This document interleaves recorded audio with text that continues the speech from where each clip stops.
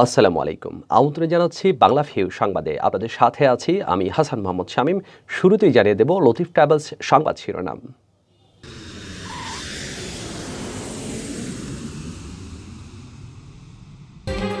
৫ দফা দাবিতে সিলেট বিভাগে অনির্দিষ্টকালের ধর্মঘটে যাত্রীদের মারাত্মক দুর্ভোগ, স্থানে স্থানে পরিবহন শ্রমিকদের নৈরাজ্য, চলতে দেওয়া হয়নি প্রাইভেট গাড়ি। সিলেটের দুটি গ্যাস কোম্পানির প্রায় ৪০০ কোটি টাকা মুনাফা অর্জন জমা দেওয়া হয়েছে রাষ্ট্রীয় কোষাগারে। নিখোঁজের দুদিন পর সুরমা নদী থেকে গৃহবধূর লাশ উদ্ধার, ৩ দিনেও খোঁজ মেলেনি কাজিরবাজার সেতু থেকে পরে নিখোঁজ হওয়া টিকটকার কিশোরের। সিলেটে পরিবহন ধর্মঘটে মোটরসাইকেল চালকদের পোয়া ১২ বাড়তি ভাড়া আদায়ের অভিযোগ। দেশে করোনা ভাইরাসের মৃতের সংখ্যা কমলেও বেড়েছে শনাক্ত, ২ জনের প্রাণহানির দিনে আক্রান্ত শনাক্ত ২৬৪। সিলেটের কোম্পানিগঞ্জে আমেরিকা প্রবাসীর উদ্যোগে ২০০ অসহায় মানুষের মধ্যে কম্বল বিতরণ। লেবাননে ১৮ ঊর্ধ্ব বাংলাদেশি প্রবাসীদের মধ্যে করোনার টিকাদান শুরু, ২৭ ও ২৮ নভেম্বর ২ হাসপাতালে দেওয়া হবে টিকা। খালেদা জিয়ার সুস্থতা কামনায় বাহরাইনে বিএনপির উদ্যোগে মিলাদ দোয়া ও আলোচনা সভা অনুষ্ঠিত। শুনছিলেন শিরোনাম, এবারে বিস্তারিত। ৫ দফা দাবিতে সিলেট বিভাগে অনির্দিষ্টকালের ধর্মঘটে সোমবার মারাত্মক দুর্ভোগ পোহাতে হয়েছে যাত্রীদের। ধর্মঘটের নামে দিনভর সিলেটের বিভিন্ন সড়কে নৈরাজ্য চালিয়েছেন পরিবহন শ্রমিকরা। গাড়ি দেখলেই তারা সদল বলে গিয়ে আটকে চালক ও যাত্রীদের নামিয়ে দিয়েছেন, লাঠি হাতে তেড়ে গিয়েছেন চালকদের দিকে। এমনকি বিভিন্ন স্থানে প্রাইভেট গাড়ি আটকে চালক ও যাত্রীকে হয়রানির অভিযোগও পাওয়া গেছে। সিলেট নগরীর চৌহাট্টায় অবৈধ মাইক্রোবাস স্ট্যান্ড উচ্ছেদ নিয়ে সিটি কর্পোরেশনের শ্রমিক কর্মচারী ও পুলিশের সাথে সংঘর্ষের ঘটনায় দায়েরকৃত মামলা প্রত্যাহার, সিলেটের বিভিন্ন সেতু থেকে টোল আদায় বন্ধসহ ৫ দফা দাবিতে সোমবার ভোর ৬টা থেকে সিলেট বিভাগে অনির্দিষ্টকালের ধর্মঘটের ডাক দেয় বাংলাদেশ সড়ক পরিবহন শ্রমিক ফেডারেশন সিলেট বিভাগীয় কমিটি। সকাল থেকে পরিবহন শ্রমিকরা সিলেট কদমতলী ও কুমারগাঁও টার্মিনালে অবস্থান নেন। তাদের বাধার কারণে এই দুই টার্মিনাল থেকে মহাসড়ক ও আঞ্চলিক সড়কে চলাচলকারী কোনো বাস ছেড়ে যেতে পারেনি। এছাড়া নগরীর হুমায়ুন রশিদ চত্বর, চণ্ডীপুল, তেমুখী সহ বিভিন্ন স্থানে দিনভর পিকেটিং করেছেন পরিবহন শ্রমিকরা। Bus, truck, pickup, covered van, CNG autorickshaw, microbus ও প্রাইভেট কার সহ যে কোনো ধরনের যানবাহন দেখলেই তারা ছুটে গিয়ে থামিয়েছেন। এরপর জোর করে চালককে গাড়ি থেকে নামিয়ে হেনস্থা করেছেন। অনেক স্থানে যাত্রীদের সাথেও অসৌজন্যমূলক আচরণ করেন তারা। দিনভর যান চলাচল বন্ধ থাকায় যাত্রীদেরকে মারাত্মক দুর্ভোগ পোহাতে হয়। অনেকে ভাড়ায় চালিত মোটরসাইকেলে করে স্বল্প দূরত্বের গন্তব্যে যেতে দেখা গেছে। বাস চলাচল বন্ধ থাকায় যাত্রীদের চাপ ছিল রেল স্টেশনে, কিন্তু টিকিট না পেয়ে বেশিরভাগ যাত্রীদের ফিরে আসতে হয়েছে। এসএসসি পরীক্ষার্থী বহনকারী যানবাহন ধর্মঘটের আওতামুক্ত থাকলেও রাস্তায় বের হয়ে যানবাহন না পেয়ে বিপাকে পড়তে হয় পরীক্ষার্থীদের। রিকশায় করে তাদেরকে যেতে হয়েছে পরীক্ষা কেন্দ্রে, বিশেষ করে দূরের পরীক্ষার্থীদের কেন্দ্রে যেতে বেশি বিড়ম্বনায় পড়তে হয়েছে। তো এই ধরনের জানি না, হঠাৎ করে ধর্মঘট শুরু হয়েছে। আমরা আগতনে অবগত নাই বিদায় আমরা যাতায়াতের খুব বেশি অসুবিধার গাড়ি নাই, টোটালি গাড়ি নাই। আর 10 টাকার ভাড়া যে জায়গা ওই জায়গাতে 30 টাকা দিয়েও যাইতে পারলাম না। আজকে অবরোধের জন্য আসতে একটু কষ্ট হয়েছে, আমাদের হাইটে আসতে হয়েছে স্কুলে। তো সামনে পরীক্ষা, যেহেতু আমাদের তো ডেইলি প্রতিদিন ক্লাস করতে হয়, তো চাই না এর মন যাতে আর না হয় আর কি ধর্মঘট, তাহলে আমাদের আর কি আসতে সুবিধা হয়। সিলেটের দুটি গ্যাস কোম্পানি গেল অর্থ বছরে প্রায় ৪০০ কোটি টাকা মুনাফা করেছে। অর্জিত মুনাফা জমা দেওয়া হয়েছে সরকারি কোষাগারে। কোম্পানি দুটির সাধারণ সভায় এই তথ্য জানানো হয়। কোম্পানি দুটি হচ্ছে সিলেট গ্যাস ফিল্ড লিমিটেড ও Jalalabad gas transmission and distribution system limited. Jalalabad gas সূত্র জানায় ২০২০-২০২১ অর্থ বছরে কোম্পানি ৪,০৯১.৩১৯ মিলিয়ন ঘনমিটার গ্যাস বিক্রি করে। গ্যাস বিক্রি থেকে এক বছরে আয় হয় ২,৮২৮.৫৯ কোটি টাকা। এছাড়া অন্যান্য সেবা থেকে আয় হয় ১৯১.১৫ কোটি টাকা। সব মিলিয়ে কোম্পানির আয় দাঁড়ায় ৩,০১৯.৭৪ কোটি টাকা।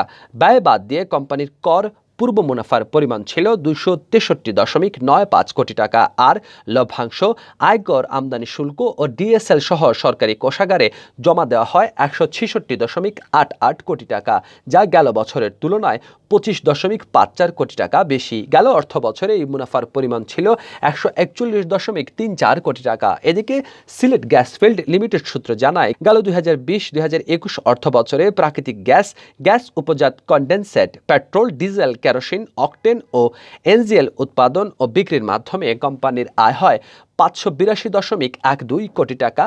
আর সম্পূরক শুল্ক, মূসক, আয়কর, লভ্যাংশ ও ডিএসএল সহ সরকারি কোষাগারে জমা দেওয়া হয় ৩৮০.৫ $1.52 কোটি টাকা। আর সকল ব্যয় বাদ দিয়ে গেল অর্থ বছরে কোম্পানির নিট মুনাফার পরিমাণ 198.92 কোটি টাকা ছিল বলে জানিয়েছেন কোম্পানির ব্যবস্থাপক গণসংযোগ তারেক আহমদ।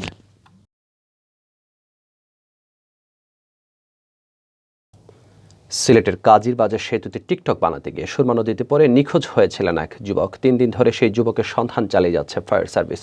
এর মধ্যে কাজিরবাজার সেতুর অনতি দূরে দক্ষিণ সুরমার কানিশাল এলাকায় সুরমা নদীতে ভাসমান অবস্থায় উদ্ধার করা হয়েছে এক তরুণীর লাশ। 2 দিন আগে ওই গৃহবধূ রহস্যজনকভাবে নিখোঁজ হয়েছিলেন। সোমবার বেলা 1টার দিকে রোমানা বেগম নামের ওই গৃহবধূর লাশ নদী থেকে উদ্ধার করেন ফায়ার সার্ভিস কর্মীরা। তিনি সিলেট নগরীর মীরের ময়দানের অর্ণব 30 নম্বর বাসার আব্দুল হামিদের স্ত্রী।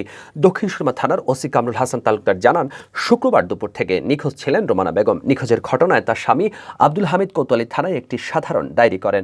সোমবার বেলা 1টার দিকে সুরমা নদীর কানিশাইল এলাকায় একটি লাশ ভাসতে দেখে স্থানীয় লোকজন পুলিশে খবর দেন। পরে ফায়ার সার্ভিসের লোকজন গিয়ে লাশটি উদ্ধার করে পুলিশে হস্তান্তর করেন।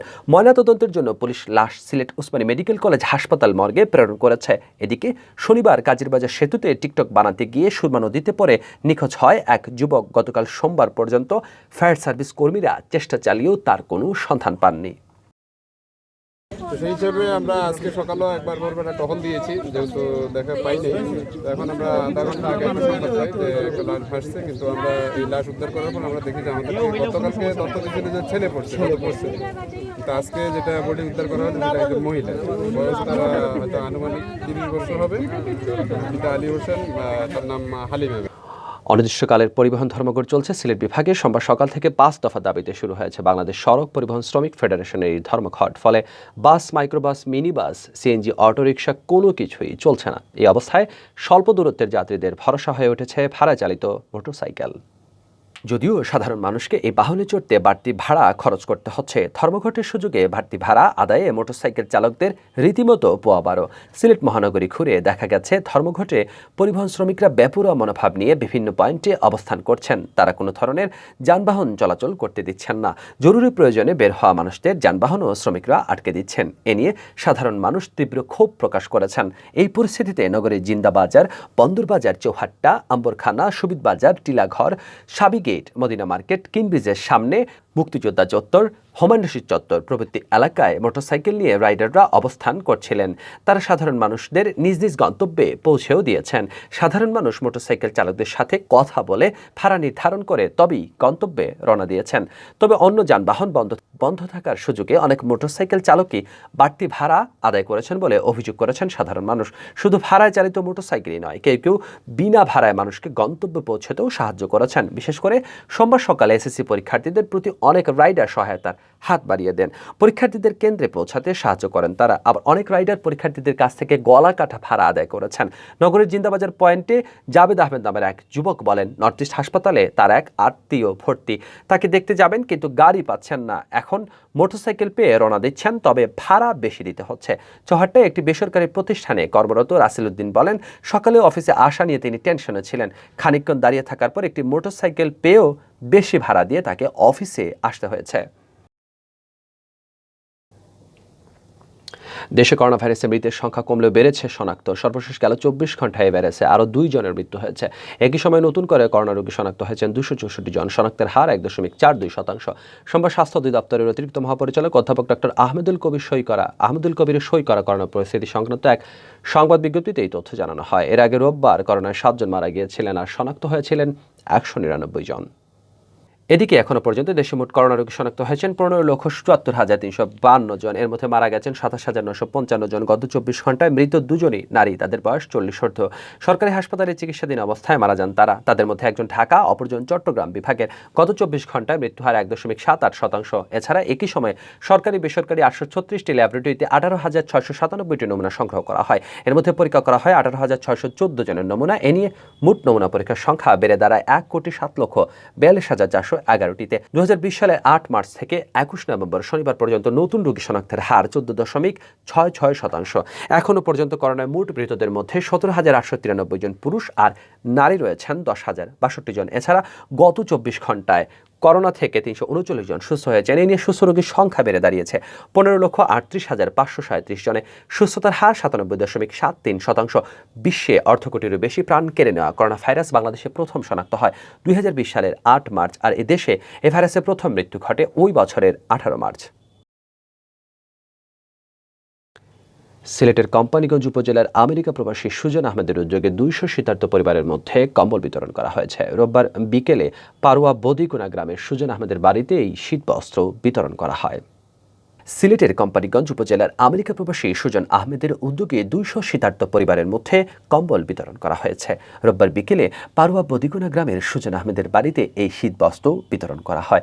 এ সময় উপস্থিত ছিলেন সুজন আহমেদের পিতা মাসুক আহমেদ, এলাকার মুরব্বী বারেক মিয়া, বদিগুনা মসজিদের ইমাম মাওলানা ফজলুর রহমান সহ এলাকার বিশিষ্টজনেরা।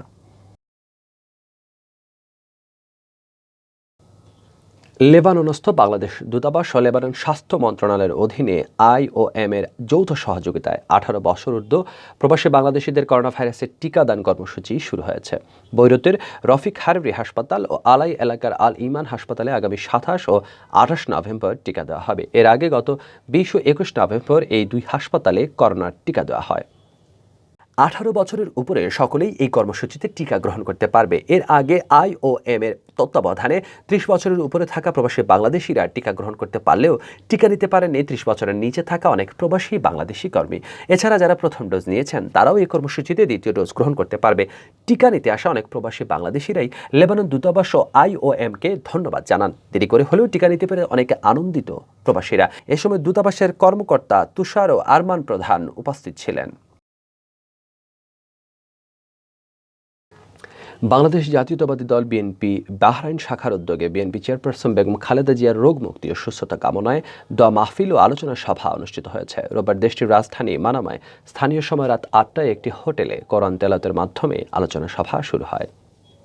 সভায় সংগঠনের সভাপতি ইঞ্জিনিয়ার জাহাঙ্গীর তরফদারের সভাপতিত্বে ও সাংগঠনিক সম্পাদক সেলিম হোসেনের সঞ্চালনায় বক্তব্য রাখেন সংগঠনের সাধারণ সম্পাদক আব্দুল গনি মজুমদার, সিনিয়র যুগ্ম সাধারণ সম্পাদক আনোয়ার হোসেন, বাহরাইন যুবদলের সভাপতি আলাউদ্দিন গাজী, সাধারণ সম্পাদক সুমন শাকিল।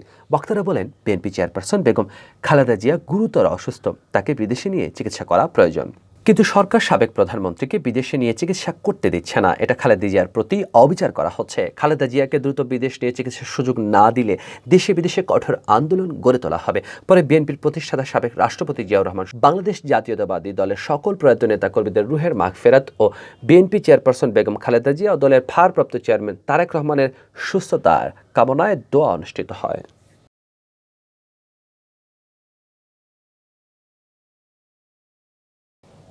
পরবর্তী সংবাদ দেখার আমন্ত্রণ জানিয়ে শেষ করছি বাংলা ভিউ সংবাদ। এতক্ষণ সঙ্গে থাকার জন্য ধন্যবাদ। খোদা হাফেজ।